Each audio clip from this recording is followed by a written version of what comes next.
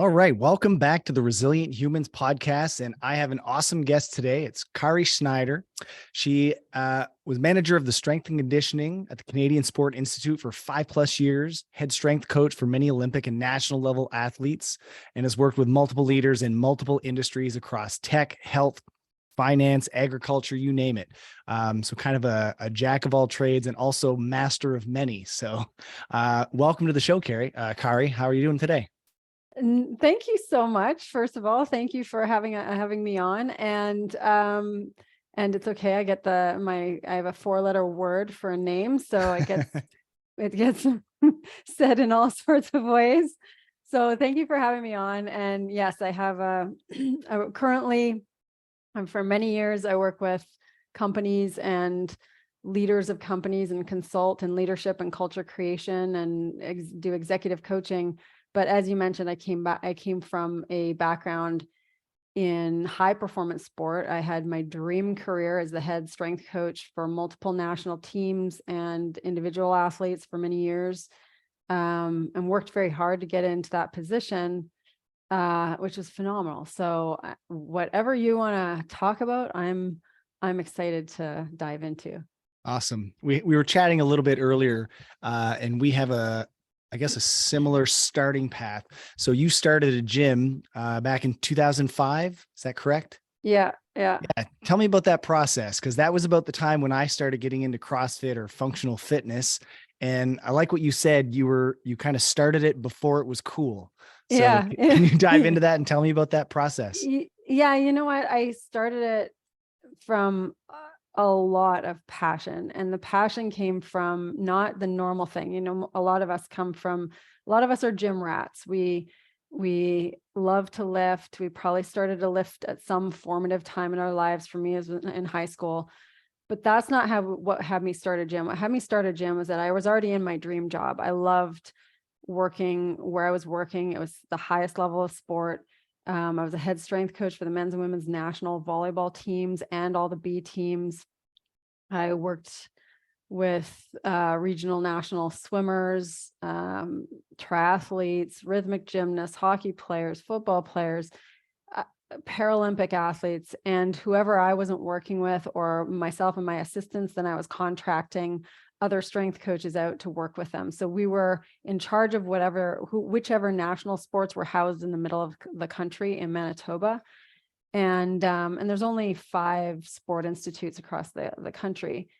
But what happened was, it's Manitoba, and Manitoba floods. And our high performance training facility was, and those were air quotes for those who are listening, our high performance training facility was in the gritty grotto, it's called. It was the basement of the Frank Kennedy Center at the University of Manitoba. And one year it flooded. And I'd already been working with a sport institute for a few years. And I had developed that high performance area of the gym, but we're still in a nasty basement type facility. There was no natural light. We were in one area that was all designated as a high performance training area for the Manitoba Weightlifting Association, the university athletes, and the Canadian Sport Institute athletes.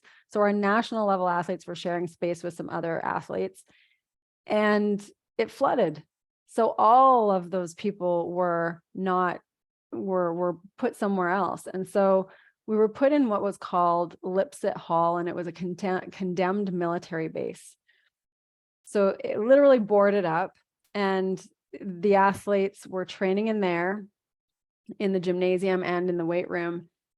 And I couldn't wrap my head around the situation. I was just not fully understanding what was going on. I thought, let me get this straight. These are our national level athletes. We're like orphans wandering around trying to find a place to train, and we're approaching an Olympic qualifier. And the qualification would have been for the 2008 Olympics. And I couldn't quite get over it. So I started thinking, we need a facility. There's money for infrastructure that comes from Sport Canada. I knew that because I'm in all the meetings and all the political stuff. And so I started going, well, let's get a facility. And they looked around at different things. They looked at potentially building something, and nothing would ever happen. Everybody who had the power to do something wasn't doing anything. So I basically tried to partner with Sport Manitoba, tried to partner with the Sport Institute in order to start a facility, and they wouldn't. And I was a single mom at the time. And I finally, started going to the bank and seeing if I could do something by myself. And I ended up putting my house on the line and got a line of credit and took this loan as a business loan, and opened a 6,000 square foot facility that was in a warehouse area with 2 huge bay doors and a front office space and a clinical space. And I built my office so it had a window looking into the gym. And I did it basically with buttons and a smile. I found every possible friend and resource, and I basically resigned from my salaried position. And all these coaches who I'd worked with for many years and believed in me, and these athletes that believed in me, advocated for me, even though my boss was not pleased with me. And so I ended up getting contracted to work out of my facility with all the athletes that I worked with. And so they came to my facility that I started, and I knew that I couldn't just rely on the pittance that is the payment of Canadian sport. And I had to make it a business. And we started our mission with a tagline of ask yourself the question, is this the best I can be? And we also had this mission that high performance sport inspires excellence in others. And that's what we drew. We drew the people who were go-getters, achievers. And it was this first kind of functional training space that I had never seen before. I created what we needed for high performance sport. We had 4 Olympic lifting platforms. I had custom made squat racks that went for the 5-foot tall gymnast and the 6'11" volleyball player. So I had to have custom racks made. And so I had everything set up, lots of open space. We could do dynamic warm-ups. We had ropes, we had med balls, we had plyo boxes, we had all the things we need for high performance. I even had a climbing wall in there. But it was also, bare bones and no machines. And anyway, it was before the time of CrossFit. And then when CrossFit came around, I was like, this is good. This is good. This is what's needed. Let's stop thinking about Nautilus and let's get into the space of some functional action. And so anyway, that's a long answer to your question, but it was based on a lot of heart and a lot of passion. And I ran my gym in Winnipeg until I moved it to London, Ontario in 2010 and reopened it in London, Ontario in a smaller facility, but I bought the building. And then I closed it in 2020. Actually, not because of COVID, and I did lose some money because of COVID, but I closed it. I sold my building before COVID happened, and it was coincidental, but it was good timing for us anyway. So yeah, so fun times. You were a groundbreaker before Rogue came in with all the gear. Like even when I started, it was pre-Rogue, and we had like medicine balls that were massive. They weren't these little condensed ones that you could get. The dumbbells were like the steel plates that were welded together. Like you couldn't find gear. You had to go searching for it, or you had to make it yourself, like you did with your squat racks. Like totally. They just weren't a thing, right? So yeah, we had these big, I don't want to date myself here, but we had these big leather medicine balls that, they at least they didn't bounce, so you could slam them without people mistaking the ones that slam and the ones that bounce and then getting bashed in the face. So those things happen. But and we didn't have any of the padded plyo boxes. And it was all the functional stuff, before functional became cool. Yeah, absolutely. So you're a groundbreaker. You kind of set the stage for everybody else kind of coming up behind you. So thanks for that. Yeah, no problem. Well, thanks for what you do, because Yeah. you've been at it longer than most. So that says something, because it's one of the toughest industries to have a business in and stay successful. So great work. That's for sure. So what have you done, I guess, since you closed the gym? What's been your journey since then? So I transitioned online, because what happened over the years, and I learned this very early on, that it doesn't matter whether someone knows all the biomechanics or all the physiology if they don't have the mindset to go with it. So, at the time I mean, I still do. I have a master's degree in biomechanics. I did research in heart rate variability. I'm an exercise physiologist. I'm a specialist in strength and conditioning. But I realized that uh, it didn't matter if I didn't know how to help that person with their behavior change or their mindset, because in the moment, that's what we have to have happen. And in high performance sport, we have what's called a performance enhancement team. So there's a athletic therapist, strength and conditioning person, which is me, specialist. There's a psychologist, a sports psychologist, a massage therapist. Like, there's all these professionals, assistant coach surrounding these athletes. But the sports psychologist would come in, maybe once in a while, maybe once a week, maybe once a month. They'd be floating in and out. They might have some individual sessions with people. But when you're with this human going through some of the toughest training in the world, to get them to become the best in the world, that is a level of grit and determination and breakdown that occurs that most people don't ever experience in their lives. And so being in that, I was dealing with the minds of people, with the thoughts of people, with the challenges that their emotions and their bodies and their brains were going through all at once. And when I realized that it didn't matter how much better I got in strength and conditioning, how much better I got in physiology or biomechanics or things like that, that I needed to get better in understanding the mind and the brain and how we tick as humans, because I was also having more people come in as clients that were lawyers and doctors and business owners, and they were telling me everything in their lives, like everything. And I'm not trained in this. I have a kinesiology degree and other sciencey things. And so that's when I started years ago going down the route of behavior change, personal growth, also became a certified life coach, did all these other things to really understand how the brain and how behavior change occurs. And so that led to an easy transition in coaching executives, because I have coached those types of people physically and mentally for so many years that then I just went online. So I consult for businesses in leadership development and then culture creation within their C-suite leaders, or, it could be in the tech fields or finance or food industries. There's multiple industries that I've consulted or coached in. But so that's how I transitioned, is just I fell in love with sport years ago, but I realized that I was more in love with human transformation. And it's the human transformation that I think is really what makes us all tick as humans, because we're always figuring out what our next steps are and what our purpose is in our lives. And really, it's always intertwined with other people. So, and also very influenced by what we overcome.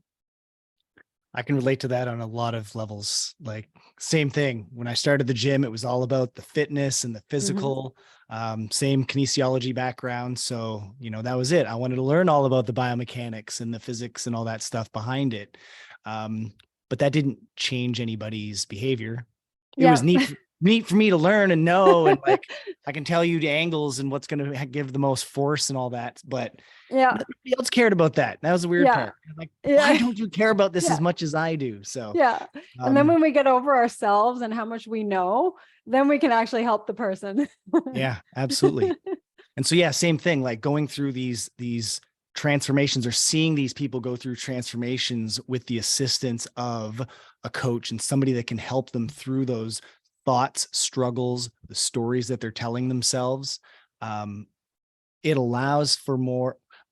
I'd like to hear what your opinion is. What does it allow when you can help people through those transformations? What do you see consistently on the other side?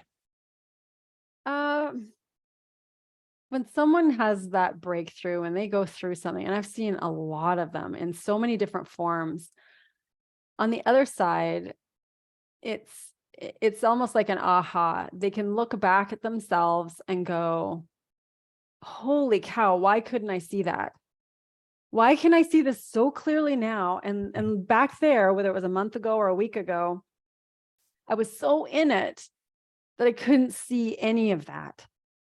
But there it is. Now I see it. It's like this veil has been lifted. It's like you've come out of the weeds, or there's just this clarity that about oneself, about one's behavior, about one's thoughts, about one's stories that is removed. And that can be, it really encompasses everything. It's running a business. It's getting over the personal challenges, it's weight loss, it's all of the things. It's seeing the thing that, oh, I was eating all the time every evening because as a child, that's when I finally felt comfort because my grandma gave me ice cream every night, like whatever it was. But when they make the connection, then they're not a slave to it anymore. When they understand why it was happening or what they were doing, even if they don't know where it came from, as soon as they can see it, you can't unsee it. And it's this light of aha that then gives more personal power and more choice instead of feeling like you're being controlled by some outside force with your own behavior. You can witness it. It's like a moment when that switch happens or that, veil gets removed, and it's powerful, not just for the person, but for me as well. When I'm sitting on the other side of the desk or the screen and you see it happen, you're like, there it is. Now we can really start getting to work, right? Yeah. And I could get goosebumps just thinking of so many different times with so many different clients or athletes or my own experiences where it's just like, oh, that was it. And then you just know that that's what I needed to experience, that to overcome or see or learn what I needed to learn or uncover. So sometimes the most painful lessons that we have in life are what we are the best things for us. And we don't they're lessons in disguise. Yes, we don't Absolutely. see them. It's happening for us. It's not happening to us. That sounds to me like a lot of it is revolved around your language. When we say, the victim mentality, we're talking about things that happen to us, like they did that to me and I can't believe he said that. It's everything goes outward. It's away from me. And part of it is flipping the spotlight around and saying, well, what can I control? What can I do? How can I choose to react or see this differently? And so what kind of strategies do you use to help people kind of shine the spotlight away from that victim mentality? Well, have you heard of triangulating? Tell me Okay. more. Okay. So you'll love this. You'll love this. And I think it'll be very powerful for anyone who listens into this. If you visualize a V, and at the bottom of the V is the victim, that's the person. And at the 2 points at the top of the V, there's two other people. And there's a villain and there's a hero at the top. And so when someone's in a victim mindset, there's always going to be that person they're pointing at, like, or not a person, it could be a thing, it could be a circumstance, it could be a person, it could be their past, but there's a villain. The villain is the weather, the villain is the boss, the villain is whatever.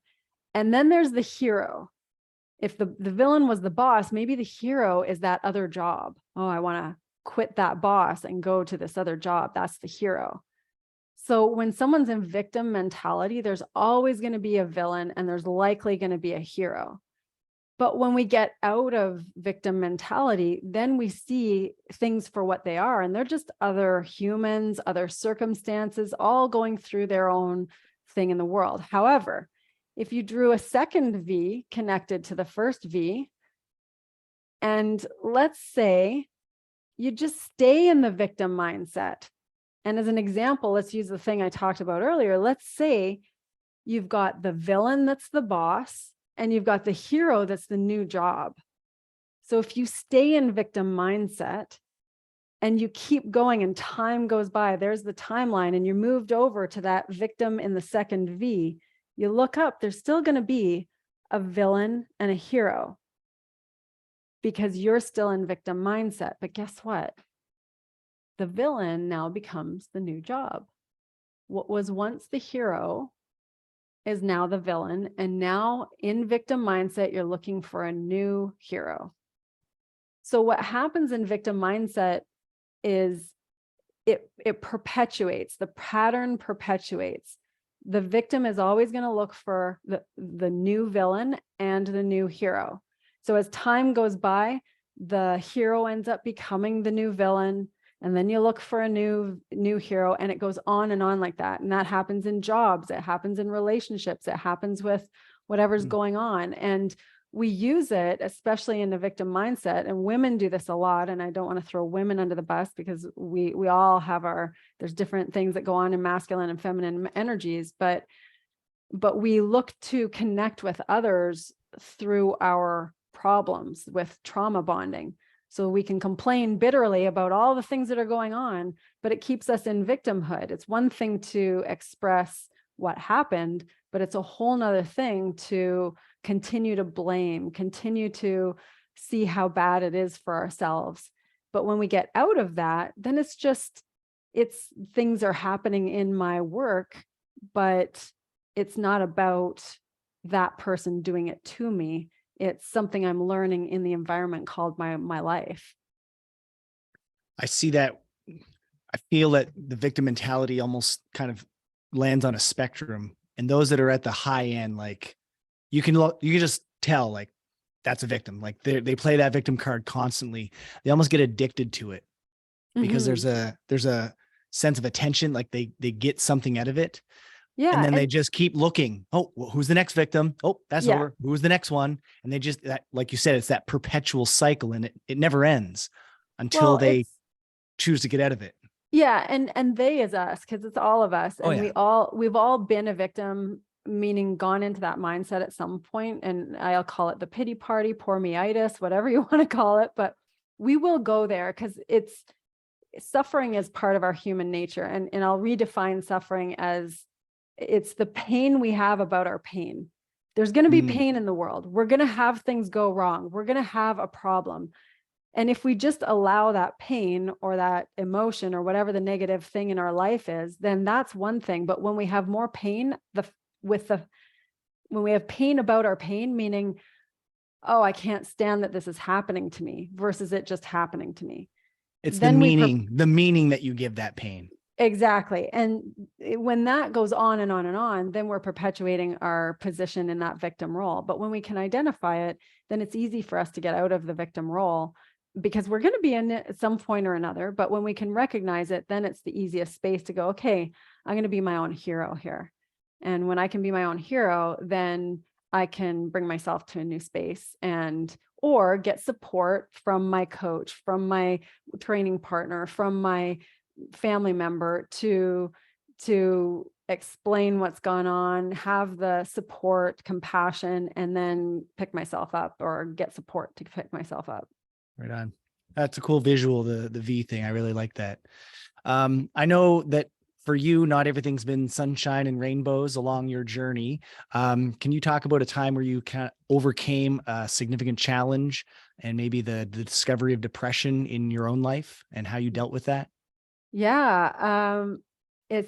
I've had a lot of bizarre circumstances in my life and a lot of challenges and traumas, actually. And there was at one point, and this is back to what I had alluded to before with having my dream job. I had my dream job and I had a young child, and I had recently separated from my daughter's father, and she was 2 years old at the time, and I was living in my house, and we were, I don't know, we'd probably separated probably 2 months prior. And he was having a very hard time with it. And to give you a sense of my day, it was get up in the morning, take care of my 2-year-old, take her to daycare, go to work at a high performance institute, have high expectations now because of training schedules and periodization. Not every athlete trained during 9 to 5, which meant that then on weekend trainings or meets or evening things, and I'm bringing my 2-year-old with me. And that was pretty challenging because I had no family members in the city to help me out. I was basically a single mom, but because her father was having such a challenge at the time, he was hospitalized because he was so challenged by it. And then when he came out, he was stalking me. And he was stalking me so badly that he was breaking into my home. Anywhere I drove, anywhere I looked, his car would be following me. And ultimately, I called the police. The police put a restraining order on him. And this went on for over a year. And during this time, I am busting it. I am working full time. I am single momming it, like truly single momming it. No one else helping out other than childcare. And I am working at the highest level of sport. I'm doing my master's degree part-time. And because I'm doing my master's degree, that made me eligible to compete for the university because I was technically a master's student. So I was running track as well. And then I had a doctor's appointment, and I went to the doctor's appointment, and they said, so you're just hearing all the overachiever. And now when I'm saying all of it, I'm just like, whoa, that poor human. Like, this is my daughter. That daughter now is 23 years old.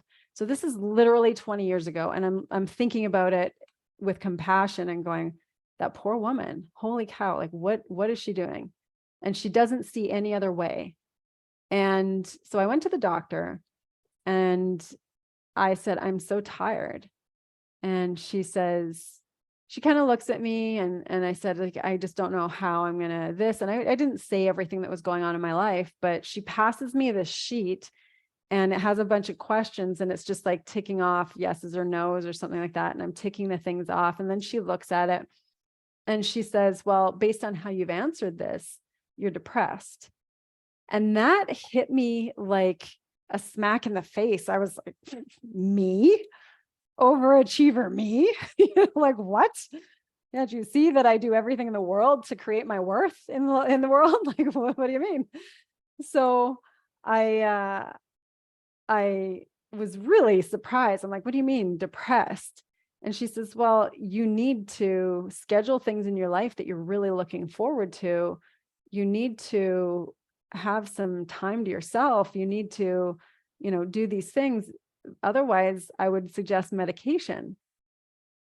And I was like, oh, now the thought of me, the all-knowing exercise professional, being on meds for depression at that time, 20 years ago, was I was very accepting and embracing of any of my clients because I had come from many years of personal training before I was in my high performance sport career. And I was very embracing of wherever anyone was at, but I couldn't imagine it for me. I didn't want to go on meds. I was a single mom. I didn't know how that would affect my life or my daughter. And so I was like, okay, so now I'm motivated to book something I'm looking forward to. I tried to reach out to some friends because I had zero social life. It was all work, all daughter, all training. Like, that's all I did. And I imagine there's probably a listener or two who can relate because that's what their life is. And that's what they love. That's what I loved. I love my daughter. I love my work. I loved my training. And that was my identity around everything. And so I basically went, okay, I'm going to look up a couple of my friends I haven't seen in a long time, book a couple of things I'm looking forward to. And I figured I solved it. And I ignored the migraines, and I ignored the fact that I was stalked for over a year. I didn't tell anyone about it. I hid it. I was just like, I wanted to I didn't want to have anything sully my professional reputation. So I just like put that aside, didn't exist. And I carried on, I finished my master's degree. At first I opened my business. I still competed. I finished my master's degree. I just carried on and kept going. And, but the lesson in this that I've shared with you, Kevin, is that now I've been diagnosed with Graves' disease. And Graves' disease is an autoimmune disease, and it's basically the immune system turning on itself. It doesn't recognize tolerance of self anymore, because the immune system has been so taxed by stress. Because for me, I'm not the person who's drinking a whole bunch of alcohol and eating a whole bunch of crap and not exercising or whatever. I'm healthy in all those aspects, but the amounts of traumas and the number of stressors in my life for my entire life were so high that to my immune system, trying to fight all of this off all the time until it's so fatigued that it can't recognize what's an intruder, like gluten or something like that, can't recognize what's an intruder and what is safe, like my own body. So it turns on my own body, affects the thyroid, and has some very dangerous symptoms and whatnot. So, but the point is that there was that time in my life, and there were a whole bunch more things that kept coming at me, like come at all people in life. But, my brother-in-law commits suicide. My mother-in-law had Alzheimer's, which we were trying to, my husband became depressed. I had a blended family with 5 kids, and I was the primary breadwinner with my business for a few years before he had other income coming in. So, and then a childhood of various traumas or abuses. So when I went through that scenario of being stalked and not getting help and not acknowledging it to other people, and literally setting it aside, compartmentalizing and moving through, that was because I didn't know that I was worth getting help. I didn't know that I was allowed to rest or find a different way. It's all I knew was, this is how I survive. This is what I have to endure, and I will overcome. And so now, from a physical standpoint, it's a shock to me because I'm weaker than I've ever been in my life. All of the things that I built to create my armor, if you will, as humans, to protect ourselves, my armor was my physical strength, my fitness, my knowledge, my education, my expertise, my business, any money that I'd accumulated or invested. So those are, and it's this autoimmune disease basically strips all of that away. Now it's like, okay, now you're back to starting over as a human, and you have nothing because you have brain fog. You are weaker than you've been, when you were 5 years old. You have no idea how the healing process is going to work or how to heal. And you basically don't even know how to communicate it to other people because you look normal, but you need to lay down every couple hours, or you can only eat certain things, or you have insomnia all night, or splitting headache, or whatever it is. So it's a humbling experience of life, because it's a huge lesson that, oh, you ignore all those other lessons you think you've understood the lesson at the time, but you've compartmentalized, not truly healed the thing, just put it aside, put it away, and it eventually will build up and come back. And it's kind of like, if you think of a relationship, a husband and wife, or any relationship, friends, whoever, where the problem is there and it doesn't get fully resolved, and then the problem comes back. And then the problem is there, it never fully gets resolved, it comes back until it finally explodes or becomes something that's so much bigger than it ever was, because it didn't truly get dealt with.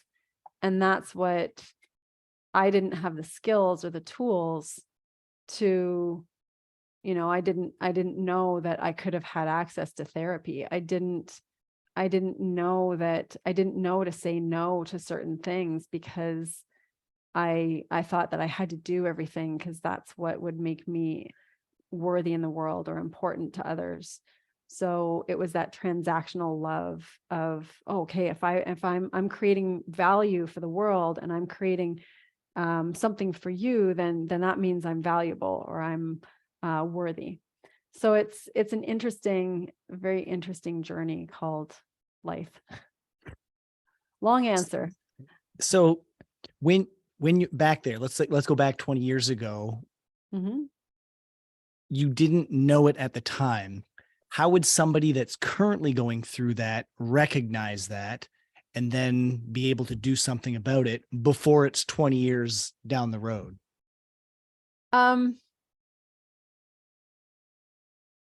As soon as something is a challenge in life, get help. And what I mean by that is a close friend, a therapist, a coach, a community.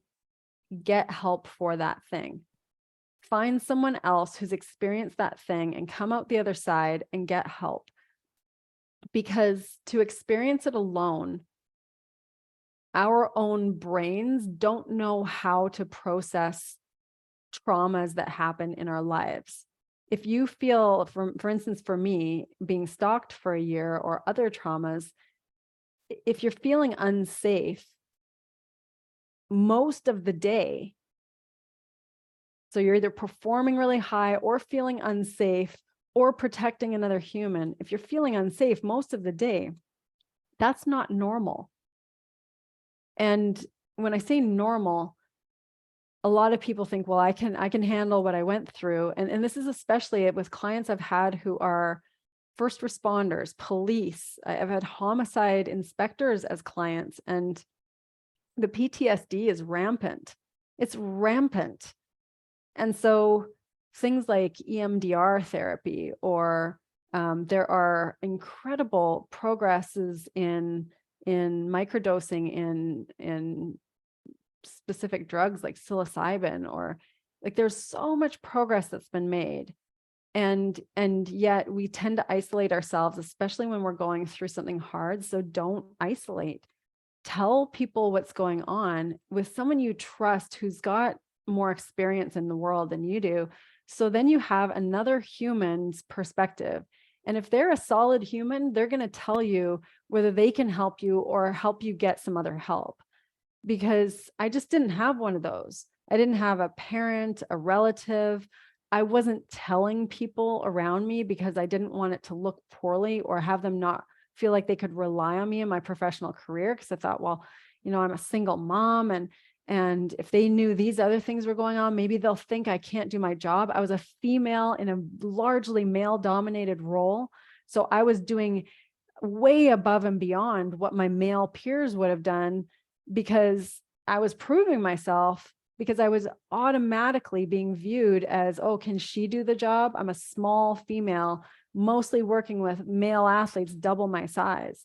So I had to know more and do more. And so I was in this cycle of overperforming to prove that I was just as good as the next person, yet I was being 10 times better. And believing somewhere deep in my mind that that's what I had to do or be in order to be perceived as valuable in the world. So for the people going through it, it's that you always were, you always have been. There's a distinction, and the distinction is that all of us are incredibly valuable and worthy. We always were. When we came into the world, whatever your spiritual beliefs are, we are incredibly worthy and valuable and lovable. And as we learn and get programmed, then we perceive that we have to transaction in order to get our worth or our value in the world. But the distinction is that there's value in the marketplace or worth in the marketplace, and then there's just plain worth. And all of us have equal just plain worth. And our worth in the marketplace might be contingent on our skill set, our experience, our, whatever industry we're in. So our worth in the marketplace is one thing, or the economy, or the country, or wherever we interact as a marketplace. Our worth in the marketplace is very, very different than our worth. And I was confusing my worth in the marketplace, called strength and conditioning and high performance sport, or as a mother, or whatever that marketplace was. I was confusing my worth in the marketplace with my worth. And my worth was always just as much as anybody else's in the whole world. I like that perspective. It's really, I think a lot of our listeners will appreciate that as well. I always view resiliency as a spectrum. And oftentimes people will think at the far end, it's being tough and, always working, put your head down, nose to the grindstone. But there's the other side of it too. And that's being vulnerable and being able to ask for help. I think that's what you're highlighting is if you live at that hard and hardworking end, always, it's going to come back. It's going to come back to bite you some form or another. It's definitely going to happen. So yeah, I appreciate your perspective on that. So thank you. May I comment on the spectrum? Sure. In my experience, I would say that hardest end of the spectrum is actually not true resilience. That hardest end of the spectrum is actually a armor, like I described for myself, an armor to protect. And that the real resilience is the, like you say, the vulnerability. And hopefully your listeners are familiar with Brené Brown and the research that she's done on vulnerability. But it's those two things. It's vulnerability, time. Those are the things that allow us to build trust. They're the things that allow us to heal. And I can easily say that those who have been through the most, that you can't even imagine, like the most incredible challenges in life. And I can name you 15 other incredible, crazy things that I've been through. But those who have been through those things and truly attempted to overcome them or heal them, they have the most compassion for others. It's not a matter of, oh, I did this, what's wrong with you? I can handle this. Why can't you handle it? That's basically still being in a space of thinking that you're better than someone else because you've experienced more or you've been tougher through something. And that's not at all how the world works, because it ends up, life has enough time for most of us that there's a lot of equalizing opportunities. Something, if you think you're that tough, then something's going to bring you to your knees. You're going to have to understand that your resilience comes in the form of compassion for other humans, that your resilience comes in the form of being able to lean on another human and actually receive support. Like some of the strongest, most courageous acts are receiving support from someone else. That can be an incredibly courageous act. Another courageous act can be standing up for someone who needs it. Mm-hmm. So these are the unsung heroes in resilience, I think. And we all have that capability. It's being in proximity with other humans who can recognize that capability, because that proximity with other people who are going to see what you're capable of is part of what will generate your own resilience. And going through some tough crap, like we can make it through. We just don't know it yet. All right, I'd like to end all of my episodes by asking a question, because I like to make these episodes about being practical. So, do you have one piece of practical advice that you can give our listeners to become a more resilient human? Um, I think that most of your listeners probably already do hard things. And I think that most of your listeners, I'm just speculating here, but I think most of your listeners are probably aware of meditation. And I think most of your listeners probably, train and develop that muscle of I can do hard things and transfer that ability to something else. So here's what I would say. I'd say something a little bit different. It's that write down, we have thousands and thousands of thoughts in our head. And when you're in it, when you're in the thing, write it down on a piece of paper. All the sentences that are in your head that we call thoughts. Sentence after sentence, you might be able to fill a page of why did that happen? They blah, blah, blah. This isn't fair, da, da, da, da, da. Like the whole page of it. And then look at it and recognize that you can cross off any one of those. You don't have to believe any of them. We tend to walk down the path of life thinking that every thought that comes into our heads is just as valuable as the next thought, and they're not. It's like you've got a whole bunch of unpopped crappy kernels with some decent popcorn, and they just keep popping, and a bunch of these kernels are just floating around that are not serving you. So I would suggest that as an exercise is just write it all down, look at it and go, no, that one's not serving my future or me or my future self or anyone around me. Either is that one or that one or that one. Oh, but this one might serve me. So then you get to, once you can see them and once you can understand them, then you get to choose to believe the ones you want to believe and choose to discard the ones that just are not going to do anything but produce self-pity, self-doubt, fear, pain.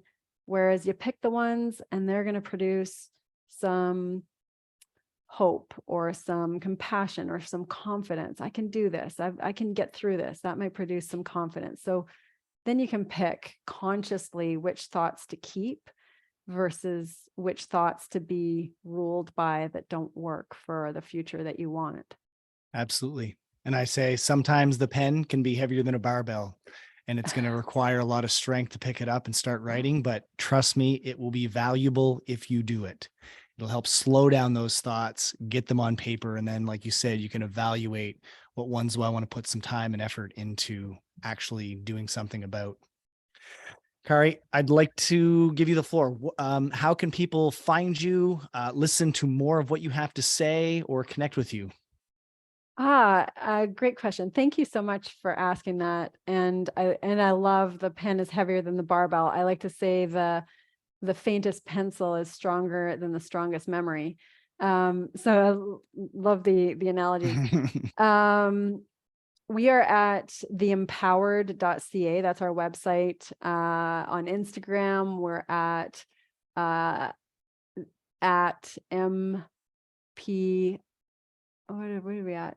Oh, the MP. _MPRD, or sorry, MP WRD. WRD. Sorry. I'll put it in the show notes so people can just click on it and they're good to go. And ultimately, yeah, we have a podcast called the Empowered Team Podcast. So we go into all kinds of topics like this that are designed for leaders who are interested in their best performance in life, ultimately via self-mastery. But we're also developing a really neat tool, and we haven't launched it yet, but it's just a little tool that's a leadership assessment of our leadership level. So it just goes out, are you this level leader? What are you working on? But goes through that from the perspective of self-mastery. And so once you get this aired, hopefully we have that ready, and maybe we'll pop that in the show notes too. Yeah, but awesome.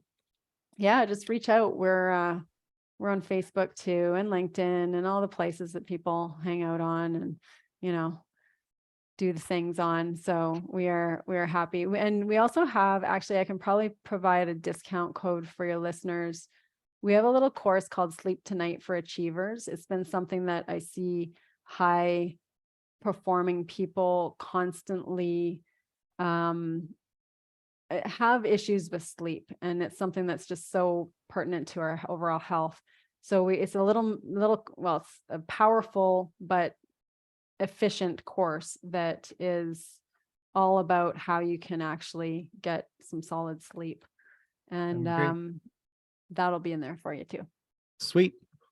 Kari, thanks again. This has been a very awesome conversation. A lot of valuable information and tidbits in here, and I'm sure our listeners will provide or gather a lot of value from that. So thank you again for taking the time to come on for this interview today.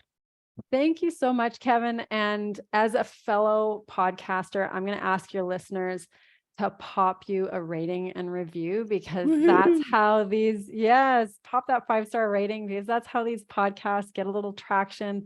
And as you know, and being a fellow podcaster, this is a labor of love. You don't get any other thing other than it's a passion project. You connect with other people. You're not making money from it or anything. So that this is to help other humans. So kudos to you. I acknowledge you for doing what you're doing. And thank you for having me on.